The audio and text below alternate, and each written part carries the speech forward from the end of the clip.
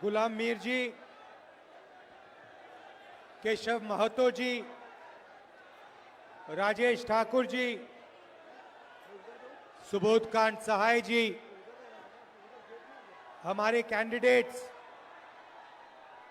Kumar Jaimangal Singh ji, Shweta Singh ji, stage पे वरिष्ठ नेता कांग्रेस पार्टी के और गठबंधन के नेता, हमारे प्यारे कार्यकर्ता भाइयों और बहनों, आप सबका यहां बहुत बहुत स्वागत, नमस्कार। आप लोगों का मूड कैसा है आज? कैसा है मूड?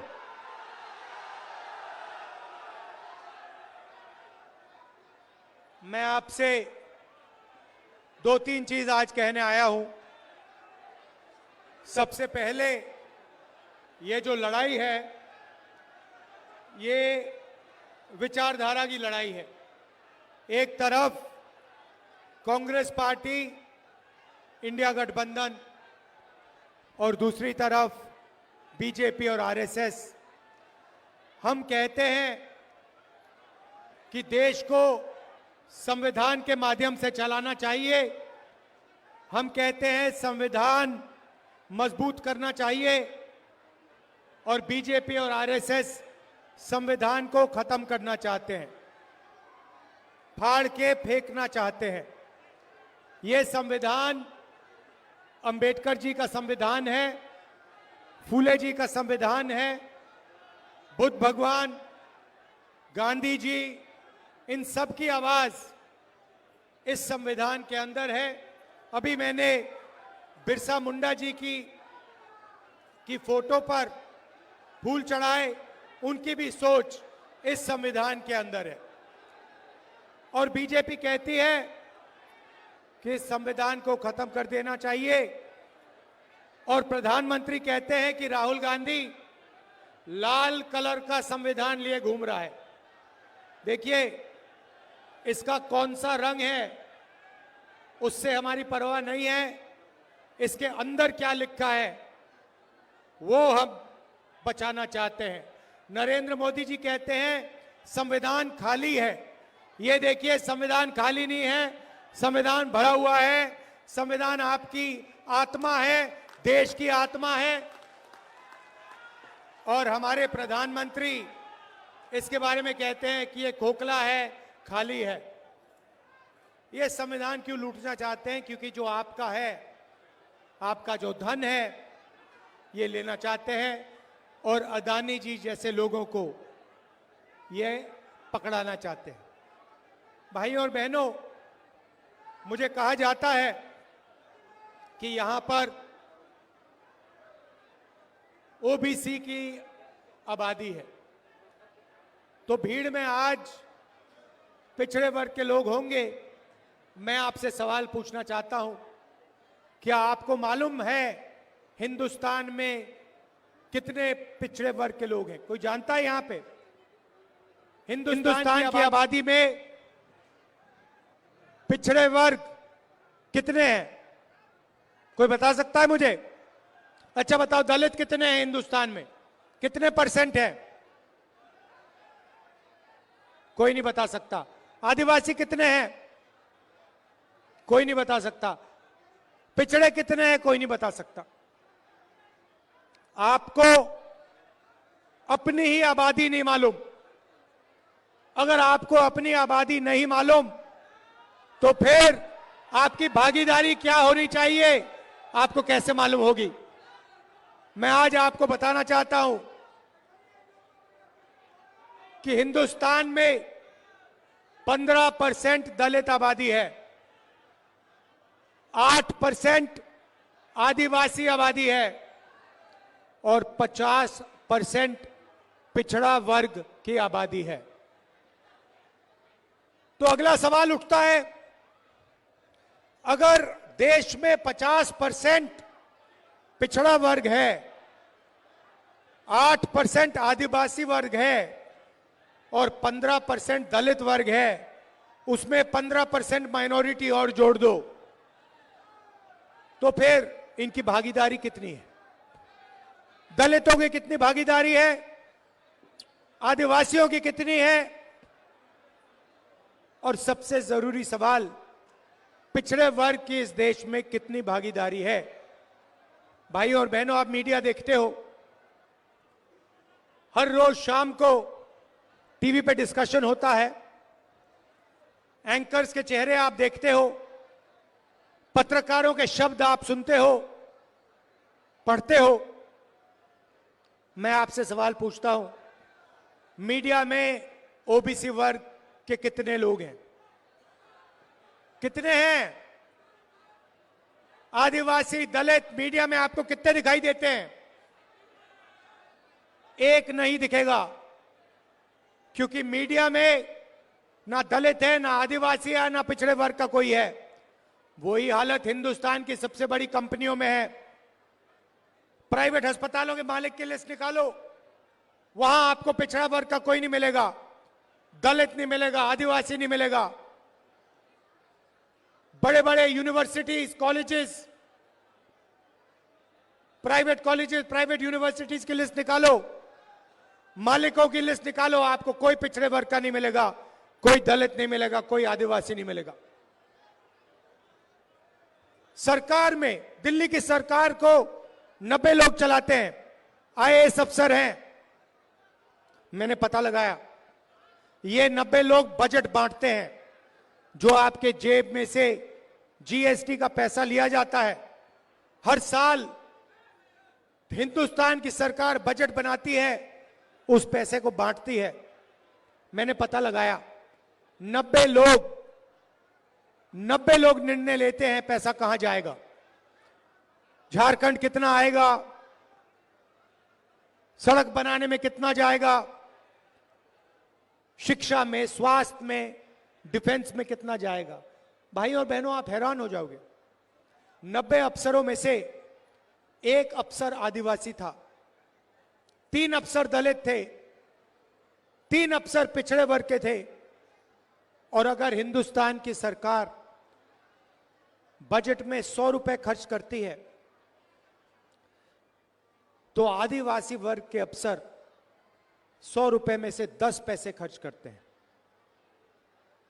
आपकी भागीदारी आपकी आबादी 8% और आपकी भागीदारी 100 रुपए में से 10 पैसे। दलित अफसर 3 हैं, दलितों की आबादी 15% और 100 रुपए में से 1 रुपया का निर्णय दलित अफसर लेते हैं। आदिवासी, दलित 15% और 8% उनकी भागीदारी, उनकी आबादी, और सब मिलाकर 1 रुपया 10 पैसा 100 रुपए में से वो निर्णय लेते हैं। अब बात करते हैं पिछड़ों की। हिंदुस्तान में आपकी 50% आबादी है कम से कम। 3 अफसर आपके, वो भी पीछे बैठा रखे हैं, छोटे छोटे डिपार्टमेंट दे रखे हैं। और अगर हिंदुस्तान की सरकार 100 रुपए खर्च करती है, तो पिछड़े वर्ग के अफसर 5 रुपए का निर्णय लेते हैं। मतलब आपकी आबादी 50% और आपकी भागीदारी 100 में से 5 रुपए। और अगर आप आदिवासी, दलितों को और पिछड़ों को जोड़ दें, सबको जोड़ दें, तो 100 रुपए में से आपकी भागीदारी 6 रुपए 10 पैसे। आप कहीं के नहीं हो। आप जीएसटी देते हो, आप देश को भोजन देते हो, आप मजदूरी करते हो, और जब भागीदारी की बात आती है तो आप कहीं नहीं दिखते। प्रधानमंत्री 24 घंटा कहते हैं मैं ओबीसी हूं, मैं ओबीसी हूं, ओबीसी हूं। इसका क्या मतलब है? मैं आपसे पूछना चाहता हूं, हिंदुस्तान के प्रधानमंत्री ने अरबपतियों का 16 लाख करोड़ रुपए माफ किया है, अदानी का 16 लाख करोड़ रुपए, अदानी, अंबानी, ऐसे 25 लोगों का 16 लाख करोड़ रुपए माफ किया है। मैं आपसे पूछ रहा हूं, नरेंद्र मोदी जी ने पिछले वर्ग के लिए क्या किया, दलितों के लिए क्या किया, आदिवासियों के लिए क्या किया? मुझे बता दो, कितने किसानों का कर्जा माफ किया? महाराष्ट्र में चुनाव चल रहा है, बंबई में धारावी की जमीन है, सोने से भी ज्यादा कीमती है, 1 लाख करोड़ रुपए की जमीन है, अदानी जी को दी जा रही है। देश का पूरा धन इन्हीं 20-25 लोगों को दिया जाता है। कुछ समय में आपका जो स्टील प्लांट है ये भी उठा के दे देंगे। सारे के सारे प्लांट्स प्राइवेटाइज करते हैं। शिक्षा का सिस्टम प्राइवेटाइज कर दिया, अस्पताल प्राइवेटाइज कर दिए, इंडस्ट्री प्राइवेटाइज कर दी, और फिर यहां पे जो आपको पहले मिलता था, रिजर्वेशन मिलता था, उसको भी 14% तक घटा दिया है। 27% पिछड़े वर्ग को मिलता था और उनकी सरकार ने 14% कर दिया है। तो कैसे ओबीसी की सरकार है ये अरबपतियों की सरकार है, अदानी की सरकार है, अंबानी जैसे लोगों की सरकार है। और इसका काम आपका धन आपसे छीनने का है। भाई और बहनों, जीएसटी जितना आप देते हो उतना अदानी देता है। आप शर्ट खरीदते हो, 18% जीएसटी आप देते हो। वही शर्ट अगर अदानी खरीदेगा उतना ही पैसा वो देगा। जीएसटी आप देते हो, सब कुछ आप देते हो, और वो उठा के ले जाते हैं। बिना पूछे आपकी जमीन छीन लेते हैं। जैसे धारावी में गरीबों की जमीन है, मजदूरों की जमीन है, उठा के ले जाने, और कोई चू नहीं बोलता। कौन बोलता है? कांग्रेस पार्टी बोलती है, राहुल गांधी बोलता है। ये मीडिया वाले जो बैठे हैं, ये जो बैठे हैं कैमरा लिए, इन्होंने कभी किसानों की बात की है? मजदूरों की बात की है? स्टील प्लांट की बात की है? कभी नहीं करेंगे। ये उनके हैं, अदानी के, इसलिए ये 24 घंटा मोदी का चेहरा दिखाते हैं। जो गरीबों की बात करेगा, जो धारावी की बात करेगा, जो बोकारो स्टील प्लांट की बात करेगा, जो मजदूरों की बात करेगा, उसको ये गाली देंगे। और उसका चेहरा ये कभी नहीं दिखाएंगे, क्योंकि ये अदानी के हैं, अंबानी के हैं, बड़े बड़े अरबपतियों के हैं, आपके नहीं है।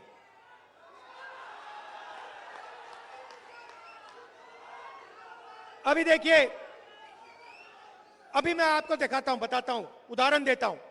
16 लाख करोड़ रुपए अरबपतियों को नरेंद्र मोदी ने दिया। अब देखना, मैं अब छोटी सी बात कहने जा रहा हूं कि हम हिंदुस्तान, उन्होंने 16 लाख करोड़ रुपए अरबपतियों को दिया। मैं महिलाओं को बैंक अकाउंट में पैसे देने की बात करूंगा अभी 2 मिनट में, और फिर आज शाम को देखना, इसके बारे में मीडिया में कहीं नहीं सुनने को मिलेगा।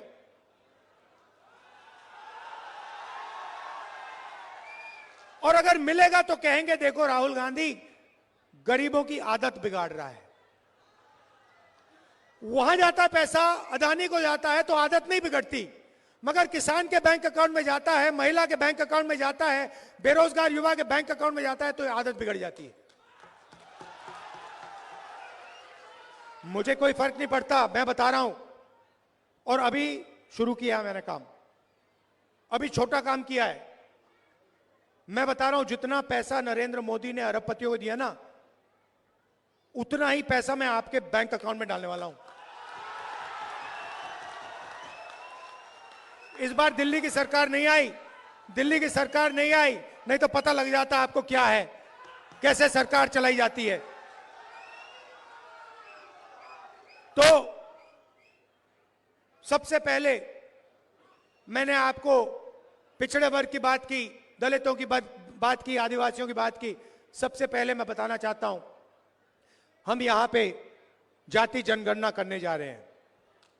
दूध का दूध, पानी का पानी हो जाएगा, सबको पता लग जाएगा किसकी कितनी भागीदारी है, कौन से वर्ग के हाथ में क्या है, कितनी जमीन किसके हाथ में है, कितने बिजनेस किसके हाथ में, मीडिया में कितने पिछड़े वर्ग के लोग हैं, दलित कितने, आदिवासी कितने। हम देश की एक्सरे करने जा रहे हैं और इससे आपको पता लग जाएगा कितनी बेईमानी की जा रही है और आपका कितना धन आपके आंखों के सामने चोरी किया जा रहा है। और यही काम हम झारखंड में करेंगे। जाति जनगणना। दूसरा काम और सबसे बड़ा काम,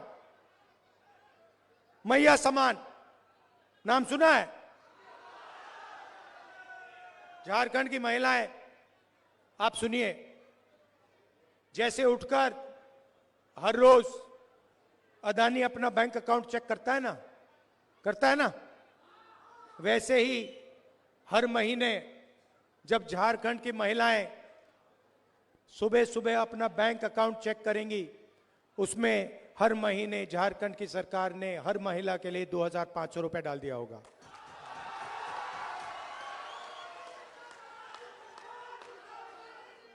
किसी भी महीने पहले तारीख, जनवरी, फरवरी, मार्च, अप्रैल, मई, जून, जुलाई, अगस्त, सितंबर, हर महीने 1 तारीख को खटाखट खटाखट खटाखट खटाखट झारखंड की महिलाओं के बैंक अकाउंट के अंदर 2,500 रुपए। और फिर आप जाएंगी, पता लगेगा 450 रुपए का सिलेंडर हो गया।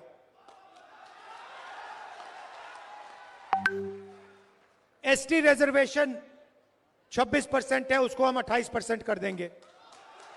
एससी रिजर्वेशन 10% है, उसे 12% कर देंगे। और ओबीसी रिजर्वेशन 14% है, उसको हम 27% कर देंगे। और ये जो दीवार बना रखी है 50% रिजर्वेशन वाली, लोकसभा में मैंने कह दिया है, इस दीवार को दिल्ली में हम लोकसभा में तोड़ेंगे और झारखंड में भी तोड़ेंगे। 7 किलो राशन हर गरीब व्यक्ति को हर महीने मिलेगा और 15 लाख रुपए तक का आपको स्वास्थ्य बीमा योजना में मिलेगा। आप आज प्राइवेट अस्पताल में जाते हैं, किसान का बेटा बीमार होता है, किसी को कैंसर हो जाता है, दिल का दौरा पड़ जाता है, आप जाते हो, किसी को स्टेंट लगानी पड़ती है, किसी को वाल्व बदलना पड़ता है, किसी को ऑपरेशन कराना पड़ता है। जैसे ही आप जाते हो वहां पे मीटर शुरू हो जाता है, अस्पताल में मीटर शुरू हो जाता है। एक्सरे का मीटर होता है, एमआरआई का मीटर होता है, दवाई का मीटर होता है, ऑपरेशन का मीटर होता है। बाहर निकलते हो पता लगता है 5-6 लाख रुपए आपके गायब हो गए, आपके जेब से निकले, प्राइवेट अस्पताल में चले गए। इसीलिए हम योजना ला रहे हैं, आप अस्पताल जाओगे, इलाज कराओगे, ऑपरेशन होगा, एमआरआई, एक्सरे, दवाई जो भी होगा, आप अस्पताल में जाओगे, उनसे पूछोगे भैया बिल कितने का है, जवाब मिलेगा बिल में आपको कोई पैसे नहीं देने, 15 लाख रुपए तक झारखंड की सरकार देगी। भाइयों और बहनों, ये आपका पैसा है, ये उनका नहीं है, ये आपका है। ये धन जो है, ये जंगल जो है, ये जमीन जो है, जल जो है, कोयला जो है, ये आपका है। ये इसमें लिखा है, संविधान में लिखा है। इसीलिए ये संविधान को खत्म करना चाहते हैं। इसीलिए ये बिरसा मुंडा जी, अंबेडकर जी का सपना खत्म करना चाहते हैं, क्योंकि संविधान में लिखा है हर व्यक्ति एक जैसा है, हर जात, हर धर्म, हर प्रदेश, हर भाषा की इज्जत होनी चाहिए, इसमें लिखा है। युवाओं को नरेंद्र मोदी ने बेरोजगार बना दिया, नोटबंदी की, जीएसटी, गलत जीएसटी लगा दी, पता लगा हिंदुस्तान में रोजगार पैदा ही नहीं होता है। अरबपति चाइना का माल उठा के आपको बेचते हैं। हम चाहते हैं मेड इन झारखंड हो, मेड इन बोकारो हो, मेड इन इंडिया हो। युवाओं के लिए हर ब्लॉक में हम डिग्री कॉलेज खोलेंगे और डिस्ट्रिक्ट लेवल पे प्रोफेशनल कॉलेजेस खोले जाएंगे और 500 एकड़ के इंडस्ट्रियल पार्क हर डिस्ट्रिक्ट में रोजगार के लिए हम खोलने जा रहे हैं। हमारा लक्ष्य है, झारखंड सरकार का लक्ष्य है, आपके चीफ मिनिस्टर ने कहा है कि 10 लाख युवाओं को अगले 5 साल में रोजगार देने की कोशिश करेंगे। और अंत में मैं किसानों की बात करना चाहता हूं। धान के लिए आज आपको 2,400 रुपए प्रति क्विंटल मिलता है। हमारी सरकार आने के एकदम बाद उसी क्विंटल के लिए आपको 3,200 रुपए आपके बैंक अकाउंट पे मिलेंगे। 3,200 रुपए प्रति क्विंटल। यह मैं आपसे कहना चाहता था, हम किसानों की, मजदूरों की, गरीबों की सरकार चलाना चाहते हैं, छोटे व्यापारियों की, युवाओं की सरकार चलाना चाहते हैं। अरबपतियों की सरकार हम नहीं चलाना चाहते हैं। नरेंद्र मोदी जी अरबपति के हैं। नरेंद्र मोदी संविधान को खत्म करना चाहते हैं और मैं आपको स्टेज से कहता हूं, इस संविधान को हम कभी खत्म नहीं होने देंगे। कोई शक्ति इस किताब को नहीं खत्म कर सकती है। आप सबका दिल से बहुत बहुत धन्यवाद। शाम का समय है, आप दूर दूर से आए, कष्ट उठाया आपने, मेरी बात सुनने आए, इसके लिए दिल से आपका धन्यवाद करता हूं।